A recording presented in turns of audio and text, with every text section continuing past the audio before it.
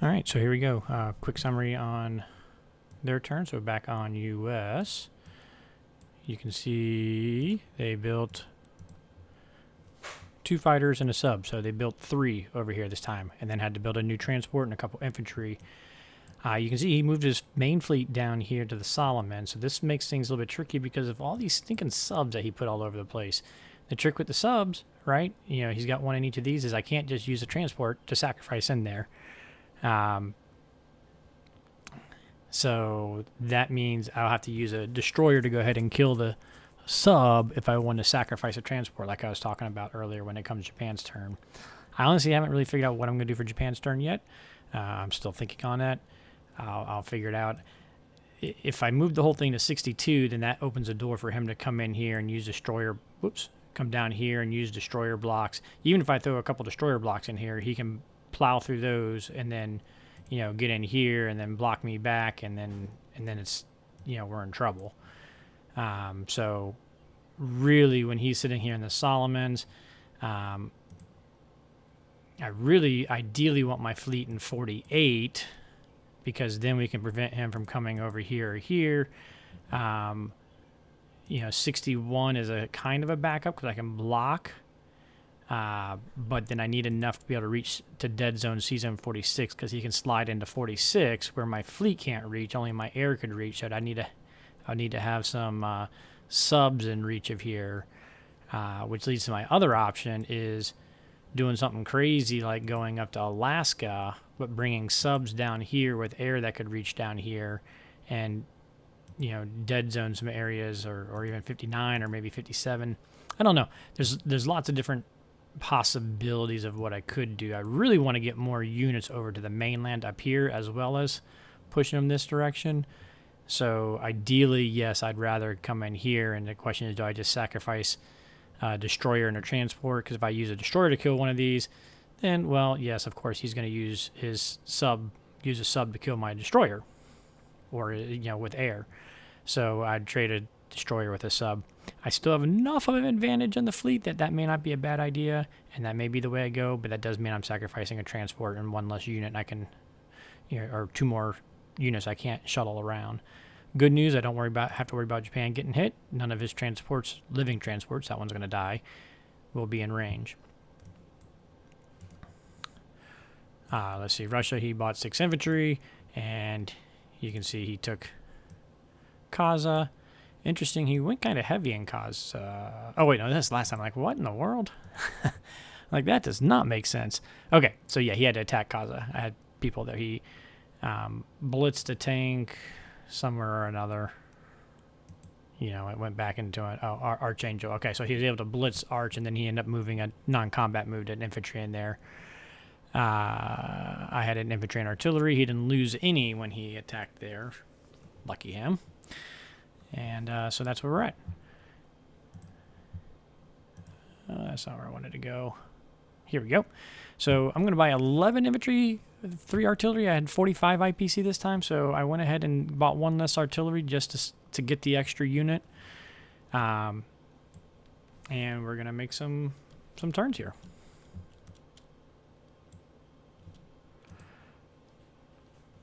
So my play is, if I can keep getting 6-ish infantry moving this direction,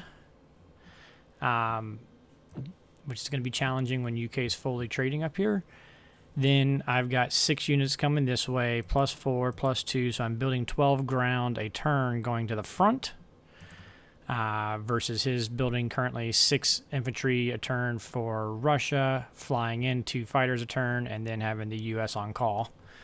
So he's adding 8 units a turn. I'm adding 12 units a turn. So hopefully, eventually, slowly but surely, we'll chip away and be able to make a move. The problem's going to be when I can't move 6 units from here. For instance, I'm going to have 8 infantry here next turn, and he's probably going to take both of these. So that's going to make that a bit of a challenging. So we're not going to be able to move 6 at that time, probably. So I do need to try to make some other ground. So as we talk about, we're going to continue to try to push a little bit this direction, and trying to make some ground on the African front. So The problem, again, we do got to watch out for these major UK air raids now, up to 9 fighters and a bomber that can really hit anything that's trying to sneak through this little pathway to Egypt. I think he's indicating the fact that he left his U.S. here. He's going to dump a bunch of fighters in Egypt because he doesn't need all these fighters up here yet, so he can move a bunch to Egypt. So that he's just going to stack Egypt where Japan can't go, but we're going to keep pushing Japan. We're going to push a little threat more. We're going to look like we're going to continue to threaten with Germany coming down here, and he can't just keep dumping the ground in here, or hopefully he'll have to keep chucking more UK down here and not up here, because then it's shorter for us to turn around and go back here with our infantry than to march all the way across.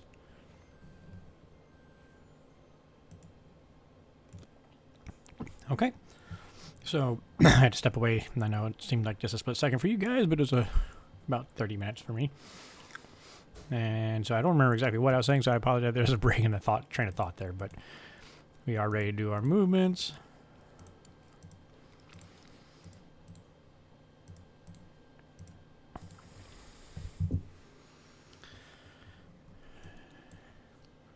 I don't know if what we might do. Let's do this. We'll give it a one shot. See what comes of it. Let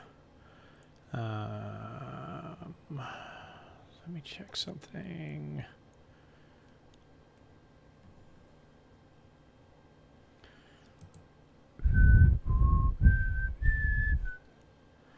All right, so we are going to have... We got 11. We're going to move 1 down, put 2 in, so we'll have 12 there. 21191 bomber battleship.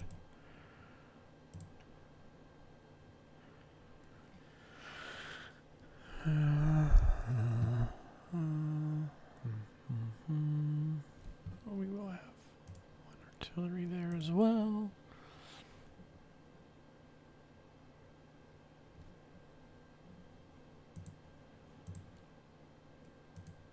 Yeah, all right. I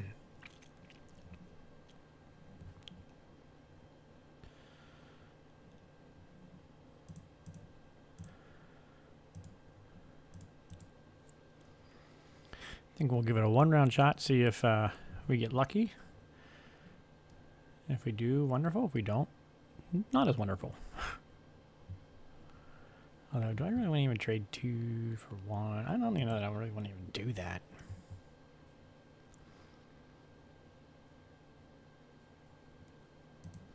You know what? I lied. We're just going to conserve. For the 1 IPC, the risk is just not there right now. We got to plan on the long grind and be as efficient with our units as we can. And I just, even infantry, artillery to take it, and that he has to come back for fighting or trading back and forth over 1 IPC. Not super worth it. And the number of times that, 1 out of 3, I'll get a hit. 1 out of 3, he'll get a hit. It's 50-50. Very slightly our favor, I think, overall in that. But as far as economic value of the attack, but extremely slightly. And, and it goes positive his side with just 1 hit. So, all right. Anything else I want to do here? I think that's going to be it.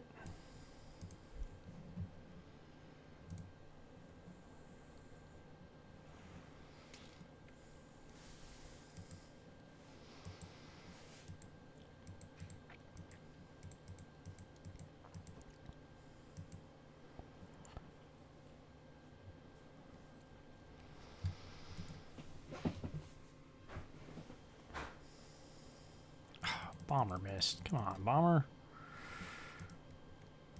You're the wild card in this, Bomber. We need you hitting. There you go. There we go. I'll take that. 1 loss.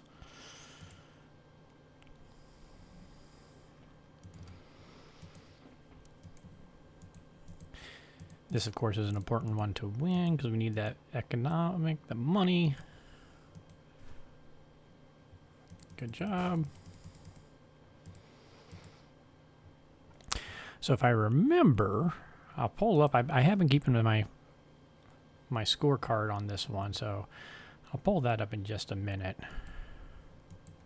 so we can look at how this game's gone. All right, let's get lucky. Come on, infantry. Boom. Yeah. Whiff. Rats. So we traded 1 for 1. Get the 1 IPC. We can get a potential hit back with him.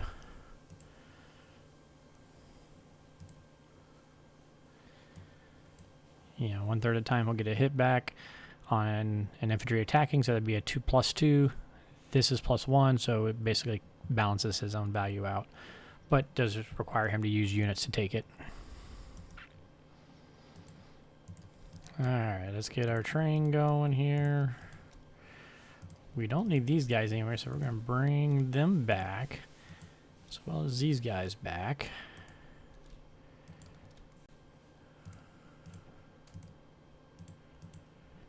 And we're going to push these guys on up here to make him... So with the tank sitting here, they can hit Moscow and they can hit Egypt. So if he's going to stack fighters, we're going to hopefully make him... We're going to go into this type of game. If we can get enough infantry to secure our 3 main posts and still have some reinforcements coming and get our tanks in here, putting threat on him, then hopefully he'll have to split, you know, his fighters between both, and nothing else. He needs to keep bringing guys down this direction with the UK and not trading over here. I think that might have been what I was saying when I wrapped up earlier.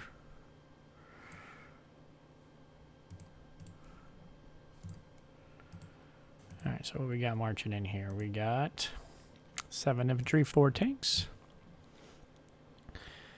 What do we want in there? So that will take me to 31 infantry.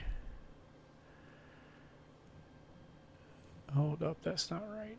That's not the one I want. This is the one I want. So he'll have...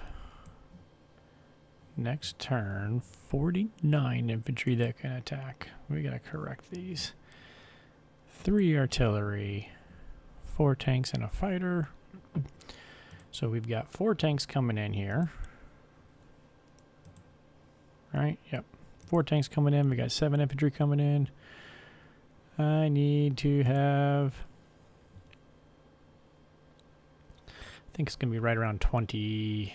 Yeah, 28 infantry in here for me to feel, maybe 27 even. Let's see what 27 does on the calculator over here. And I do have the benefit of the 2 screens. It's very nice, by the way. Yeah, I'm okay with up to 27. We're building 1, so right now we got 4 extras. I could move another 4 down here if I wanted to. I already moved 2 and 1, right? Yeah, a little extra attack power. Let's go ahead. So now, that gives me 26. We're putting 1 infantry is 27. 3 artillery gives me 16. We got 4 tanks coming in. He's got 49, 3, 4, 1. And I'm okay with all of that. Because it gives him a 50-50 battle actually here at a negative 21 IPC value for him, with me having the higher defensive strength, so he would have to go through the whole battle to get to that. And even if he sent everything and went 50-50, I still got another mini stack here that can come, plus he's my train of infantry coming in. So I would be fine with a split there. Moving this chunk of guys down this way makes him have to think a little bit more here. I want to make sure my TJ guys there are good. So we got 4 infantry, 3 artilleries. He's got his 9 fighters and a bomber he can bring in through here.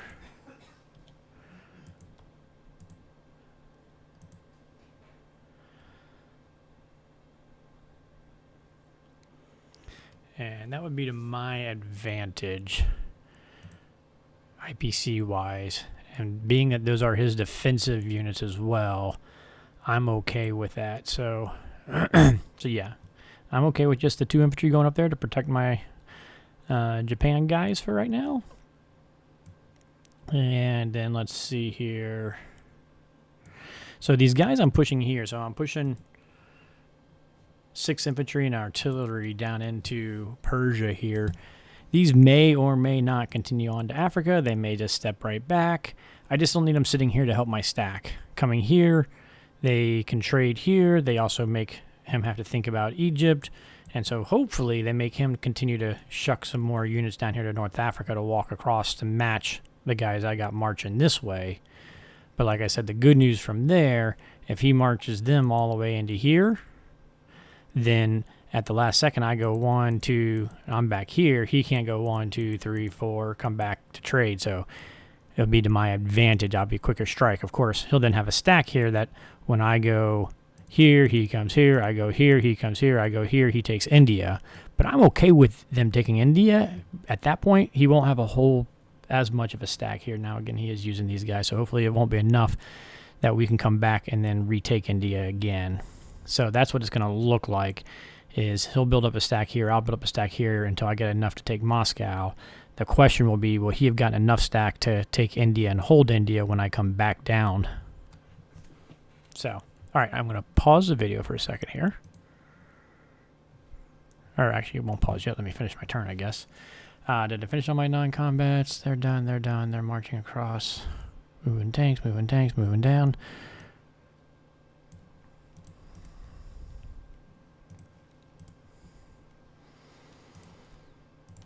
So we want our 3 arts there, we want our infantry there, a couple infantry there, and we got 8 infantry going in there.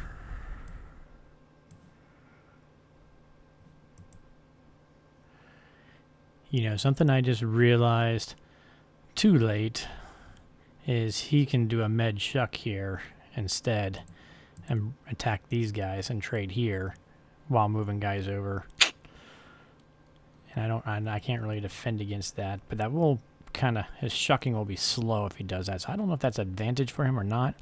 But one thing I do got to watch is, you know, when you're doing a KJF with Axis, you need to keep an eye on your victory cities.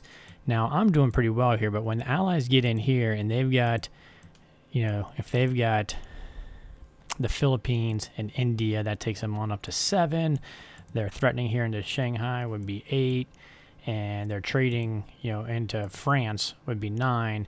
They can sneak and grab Italy. Will grab their number 10, and you'll be victory city sniped. So you got to watch whenever allies and a KJF are in range of Italy. You need to be careful of that. And I was not as careful. Granted, I don't have to worry about it as much because I'm still very dominant over here. So he's not going to be sniping these 3 victory cities over here right now. But that's just a heads up for you guys. And when you are doing a KGF and you're in Axis and you don't have India, you need to watch Italy closer. It'll be interesting to see if he decides to do something there. I think he really needs to get these units on over to Egypt. So I don't know that he'll waste shucking them in here, because that also means he's not pulling guys off of England and creating havoc. So I don't think he's going to come in here and do a little mini med chuck, but he could. We'll see what he does. Okay, so here we go. My big score sheet. So let's zoom it in a little bit so it's not so hard on the eyes to see. I'm going to start here down on this guy. So this is my total everything, right? So again, we're Axis, so we like to see positive numbers. Negative is allies in the lead. If you haven't seen this before, some of you that's watched my videos in the past have seen this, but I'm just going to go over this real quick. So this is the total number of units on the board at the start of the game. There's exactly the same number of Axis units as Allies units. Total IPC value of all the units is slightly Allies favored, but the attack power and defense power is slightly Axis favored. And if you know the game strategy, you know that the Axis starts with better position and stronger units in attack position, whereas the Allies have the income advantage, and that's how the game starts. And so that's why Axis a lot of times tries to push aggressively in the beginning, because they already got an advantage there. And then attack strength and defense strength is my adaptation of attack power and defense power, but these take into account unit counts as well, because when you attack, a attack power of 2, say 2 infantry, is stronger than an attack power of 1 unit with just 1 artillery by itself. So they both have attack power of 2, but 2 infantry is going to win more often than 1 artillery unit does. So this just takes into the factor of the unit count with the attack power, defense power, and gives me these, I call them attack strength and defense strength values. These are based off of Danny Uncanny, created a formula for being able to calculate battles simply without having to use a calculator, and this is just based off of his work he did there. All the credit to him. I just like it as a measurement for me to measure in general how I'm doing whole board state. So again, this is the starting values. At the end of round 1, this is what it looked like. So at the end of round 1, the Allies had a better round as far as developing more units, more IPC value. Attack power went down, so it went in their favor. Defense power went up, so it went into my favor. And both attack strength and defense strength went down into the Allies' favor. So round 1 was an Allies' favored round. And so when I look at this first column is really what I glance at first, because the total unit count dictates a lot about what the game's going. It hasn't changed a lot from the beginning, but you can see the trend is that more lately, I've been getting a slight advantage of getting more units in these later rounds. However, you can see the entire time he's getting more IPC value, so his units are more valuable units that he's creating. Attack power has gone positive, so that's me. I've gotten stronger in attack power as well as doubled my attack strength advantage. So this is the difference. You know, my attack strength minus his attack strength. My attack power minus his attack power. So this isn't a raw number. This is the difference between our twos. So I have doubled my attack strength advantage against him. However, defense power, he has made a significant advantage in defense power and defense strength. So it's interesting looking at this. To me, this is slightly my favor because the attack strength improved more than defense strength decreased, and I've gotten a slight advantage on the total unit count. But overall, you can see that how I've been talking about this game, it's stalemating a little bit. So I've been saying it's stalemating, but it actually is maybe just a teeny bit in my favor. But I think everybody here knows dice can change that in a heartbeat. So the more in-depth look at that. So up here, I have total unit counts on the board of every type of unit for Russia, UK, and America, Germany, and Japan, the total amounts, IPC values, and then all those stats for them across the board here. And then what I find really interesting is really up here, I break it down into Army, Air Force, and Navy. And this is where this game, really is defined at. So Army is infantry, artillery, tanks, and AA guns added up. So my ground units, all my ground units. So this is where Axis really has the advantage in numbers, is we've got a lot more ground units in there. So our IPC value, we got positive 104 IPC value spent on ground. So we're controlling the ground in this game in essence. Is where we're coming from. So we can see attack power, attack strength, defense strength. Axis definitely has the advantage here in the ground game. Air Force is, as you would expect, fighters and bombers. This is where Allies are dominating. Allies have double the number of planes on the board. So they've got 146 IPC value and planes more in here. And this is where their attack strength, their defense strength is really coming from. Their defense power, defense strength. So this is where the Allies' advantage is in the air. And then the Navy is slightly Allies' advantage overall in all categories. But one of the things that you got to remember when you're looking at this, the Navy includes transports, and he's got 4 more transports on the board than I do. So this goes down to just a 2-unit advantage of Navy units that he has. in that case. And then you got to remember he is split where he's got units in the Atlantic Ocean as well as units in the Pacific Ocean.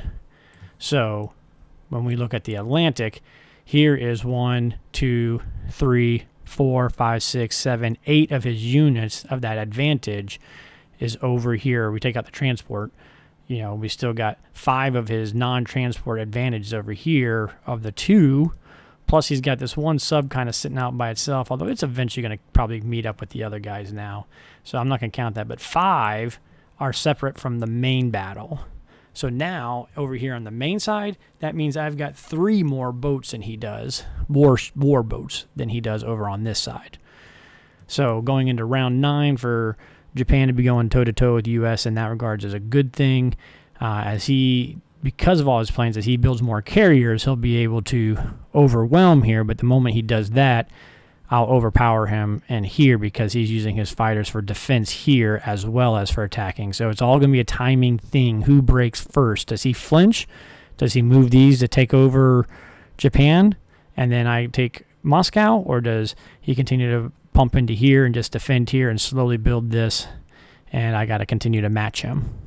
So that's why I keep saying it's important for me to try to match his counts here when I can, while still also building some ground. So the fact that he built transport and ground, hopefully that'll mean I'll be able to build some ground in the upcoming rounds as well. And at the same time, I do want to continue to try and keep some ground pumping this way into Egypt. That's not Germany, because we want all the German units to go back that way eventually. So this is just it's a very interesting game. It's very interesting KJF strategy he's using.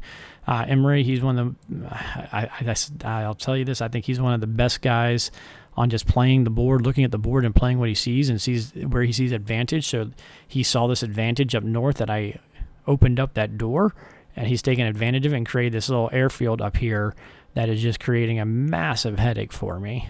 And he's been willing to sacrifice transports up here. Normally you see allies start trading transports and sacrificing them down in the money islands. He's been using it to set up and protect his air base up here, which has led to this kind of stalemate. So interesting game all around. I know this is a little bit longer video, but I just thought it was a good little discussion there.